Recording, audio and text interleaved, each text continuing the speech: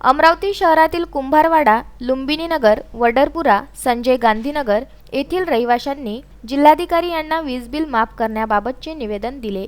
Lockdown लागू झाल्यापासून येथील नागरिकांना रोजगार उपलब्ध नाही। सर्व कामधंदे ठप्प आहेत। 2 वेळच्या जेवणाची त्यांची सोय नाही।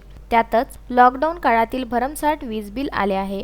ते भरणे येथील नागरिकांना शक्य होत नसल्यामुळे त्यांची वीज बिल माफ करण्यात यावे अशा आशयाची मागणी या निवेदनाद्वारे करण्यात आली आहे। 3 महिन्याच्या लॉकडाऊनच्या काळामध्ये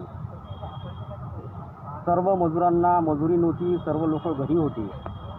घरी असताना 2 टायमाची त्यांची जेवणाची सुद्धा सोय नव्हती आणि अशा काळामध्ये आमच्या MSEBनं आमच्या गरीब लोकांना अवाच्या सवा बिलं दिलेले आहेत, ज्यांना 15,000 कोणाला 10,000 रुपये तर कोणाला 30,000 रुपये बिल आलेले आहेत। यांची जेवणाची सोय नाही तर हे बिलं कुठून भरतील हा महत्त्वाचा मुद्दा आहे।